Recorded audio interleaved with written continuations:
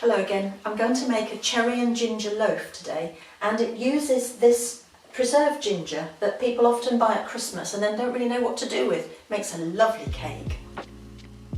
Now I'm going to make a small loaf and I'm going to cook it in a 1 pound loaf tin, but you can double everything and cook it in a 2 pound loaf tin, whichever one you choose to do. You do need to grease and line the tin.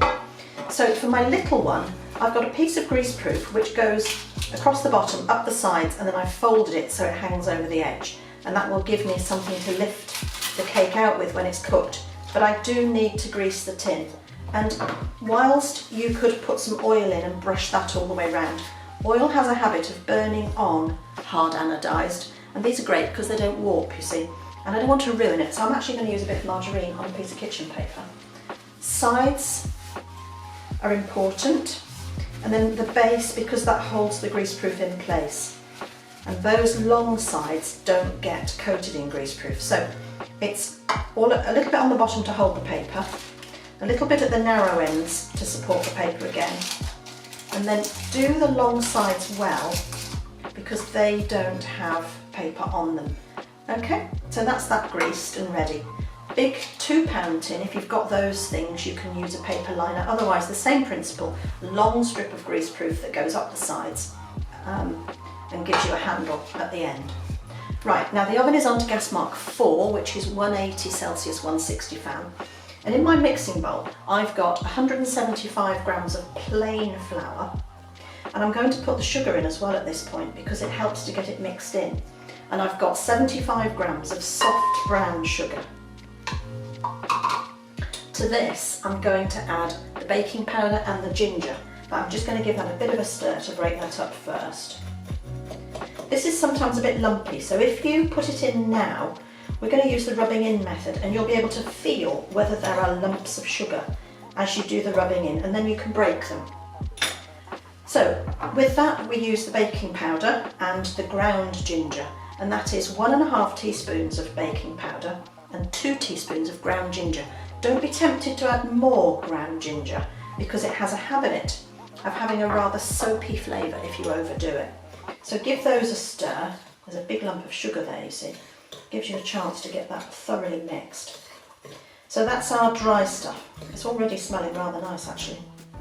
And to that we add either margarine or butter, and it's 75 grams. I've gone with margarine simply because I don't want that buttery flavour particularly. I want to be able to taste the ginger and the cherries.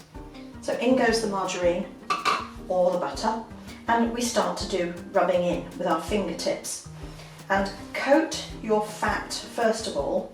Oh, there's a lump of sugar, you see.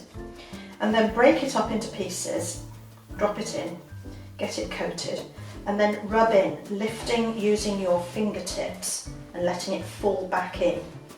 Don't squish it together and don't use your palms because that just melts the fat. You want to get this just into a sort of a breadcrumby looking texture, a bit like you would do for crumble. Now, because this is a rubbed in cake, it's quite nice if you serve it with butter spread on it. And it keeps quite well because there's not a lot of fat in there. But as it gets older, after about day 4, if you've still got any left, serve it with butter. So this might make me sneeze because it's quite gingery. I've just felt a lump of sugar. You can actually begin to see them. So pick them out and just break them up and drop them back in. So that's done. That's our fat rubbed into our dry ingredients. Nothing on your palms because your palms are warm and they'll melt it, melt the fat. And to that now we add our cherries and our ginger. I'm going to move that out of the way and show you what I've got here. I've got 75 grams of glace cherries, and I've cut them up, and the easiest way to cut these sticky things is with a knife and fork, and then you don't get messy. So into 4 for your cherries, and then your ginger, that's 50 grams, and that's likely to be about 3 of these. If it's a bit over, don't worry about it, because you know they don't weigh an accurate amount. Some are bigger than others. And cut in half and then into 4, and then the other half into 4. Use your knife and fork, and then you just tip that into your bowl. and I haven't washed them because they don't seem to sink. That used to be a thing with fruitcake, you had to wash your cherries because they would always sink to the bottom, and they don't. Right, so they're in. Whoops. So we can give those a bit of a stir, get them coated, get them broken up. And to that we now add some milk. There's no egg in this one. And add 6 tablespoons. So I've got some in a jug and I've got my British standard measuring spoons. So 1, 2, 3, 4, 5, 6. There we are. And for this you need a fairly beefy spoon, something quite firm, not one of these little silicone ones that bends. This has got a metal handle, so it's nice and strong all the way around, and really get that mixed in. You might need to chop the lumps up at the side of the spoon so that you release the wet patches in the middle, and give it a thorough stir. Now of course, as soon as you add a liquid to baking powder, it begins to give off its gas, its raising agent, carbon dioxide. So you need to be fairly quick with this, but don't panic. Just get it all mixed in so you've got no dry stuff left in the bowl. There we are, see?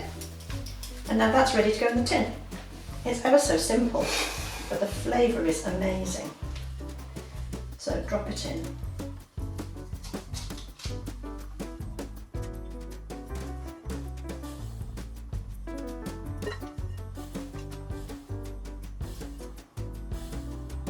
There we are. Now, we just need to level that off a bit. So you can use a fork or something. There's a lot in here, but it's quite a sort of slightly dense loaf, more like a fruit tea loaf in a sense, but there's no tea in it obviously. There we are, and that's it, and that goes in the oven, and it will cook for about an hour. Now if you double up, and I've done this, if you double up and make a great big one in here, in a 2-pound tin, that's going to take you anywhere between an hour and a quarter and an hour and a half to cook. And as ever, we'll test with a skewer to see whether it's done for either of them. They need to go just below the centre of the oven. If they're too high up, the top will get very dark and very crusty. So into the oven, slightly below the centre, for an hour for a small one, an hour and a quarter to an hour and a half for a big one. There we are, slightly below the centre, and that's going to go in. I'll set the timer for an hour.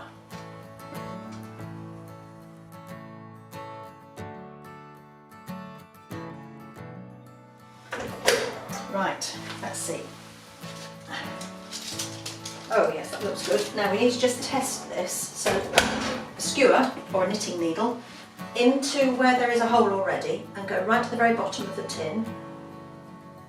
And it needs to come out clean. If there's any gloopy mixture on it, then it's not cooked. And that's absolutely clean. So I can turn the oven off. That's done. Now, it's going to need to just kind of form a crust in a sense. If you take it out of the tin now, it will break. So let it cool down.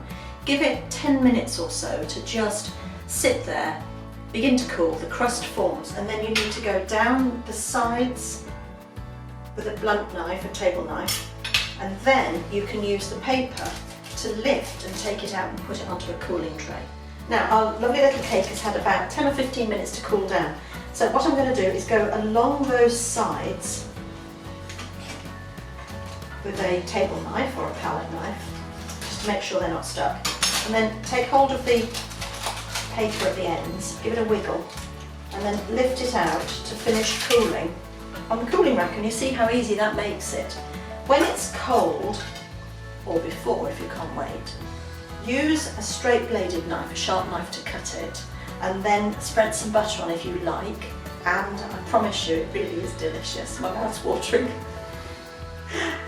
Like, share, subscribe, all those things, and have a go. Send us a photo. Bye.